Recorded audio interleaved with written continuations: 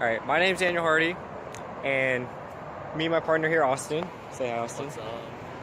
We just got a call from the government, and we have been commissioned to plan out a new colony on a newly discovered planet called C41C. Hey, can you fill me on the details? Yeah, we actually got the call 5 minutes ago. Basically what they want us to do is basically just plan out the whole city layout and determine like the total cost, and yeah. So yeah, this is gonna be exciting. Day one. Alright, so day 2 of our little project. So basically we just got settled down. We're getting everything ready, and oh wait, look, there's Daniel. Hey Daniel, fill us in on the details of the project. Oh, so we just got the equation that matches the surface of our plot of land that we were given. So based on this, we're gonna like make a small scale model of our colony. Yeah. So yeah, Alright. let's get to work. So basically that's it, and yeah, day 2. Day 5. Let's go check in Austin. What's up, Daniel? Not much. What you doing? Nothing. So this is day 5 of the project. So this is actually a rough model right here of our, sorry, it's a little messy over here. Alright, so basically this is a very rough model of how our plot of land is going to look like. So you see that we have different structures. This relatively cube-shaped structure will be our housing structure.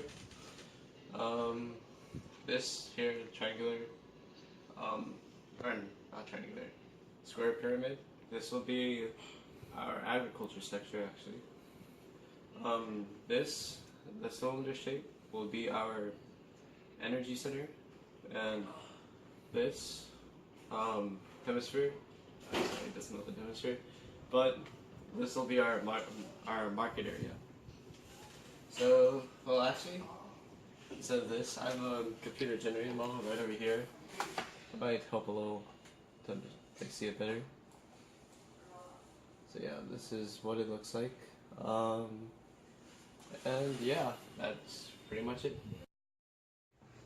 So at the top, you can see that the function of the surface is 1/2 times cosine of x over 2 plus sine of 3y over 10.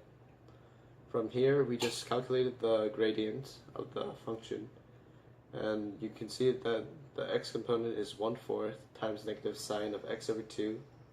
The y component is 3 over 20 times cosine of 3y over 10. Together, this makes the gradient equal 1/4 times negative sine of x over 2i plus 3 over 20 times cosine of 3y over 10j. So using this information, we were able to use the surface area integral, and through that we were able to calculate that the surface area over the surface of land we were given to be 25.604 of 10,000 yards square. Day 6, Daniel. What's up? Alright, day 6, and we have the details ready for our housing quadrant in our colony. Alright, so in our housing quadrant, we're going to have a cube housing building, as you can see on the screen. This building is going to be where all the colonists live and keep their belongings. It's going to be a 500 by 500 by 500 yard building. And we calculated that the volume of this building will be 125 million yards cubed. The volume of our housing cube, we use the volume integral, which is the triple integral over the region R of 1 with respect to v. The bounds for our cube are all 0 to 5 for x, y, and z. And using this, we got the volume to be 125 million yards cubed.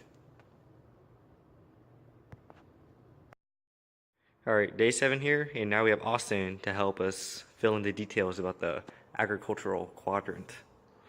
Alright, so as Edward said, we're going to go over the agricultural quadrant today.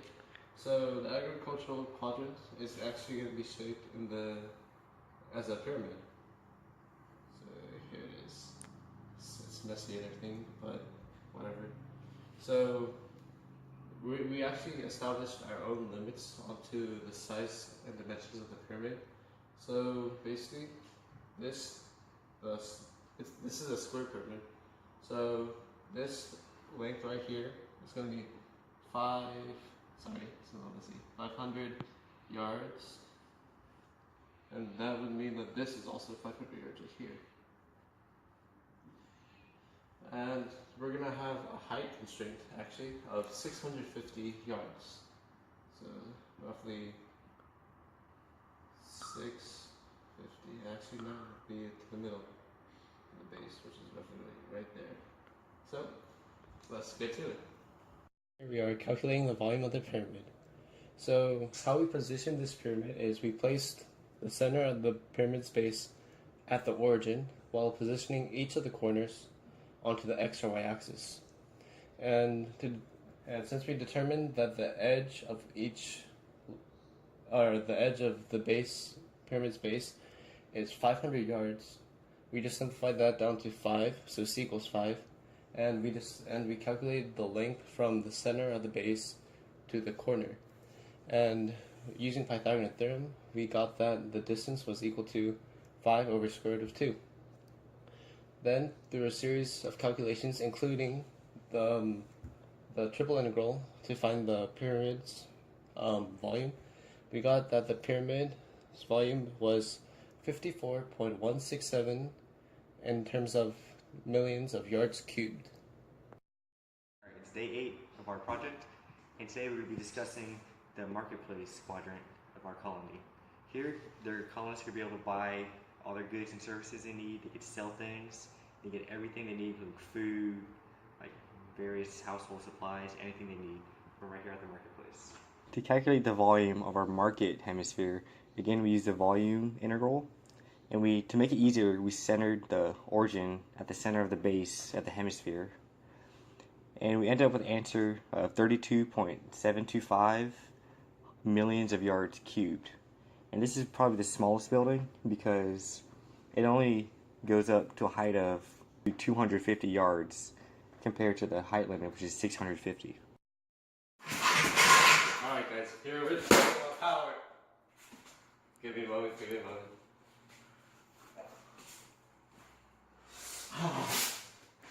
Right. Okay, so here we're talking about power. So the fourth and final quadrant of our surface is actually going to be a circular cylinder, and that region will actually be where we produce all of our energy. So yeah, let's get to calculating. Here we are at the final volume, the volume of the cylinder. So as you can see, this is roughly the same, using the same volume integral, except this time we just used the first quadrant and multiplied by 4, which in the end actually gives the same result either way. So by using this method, we got that the volume of the cylinder was 127.627 in terms of millions of yards cubed.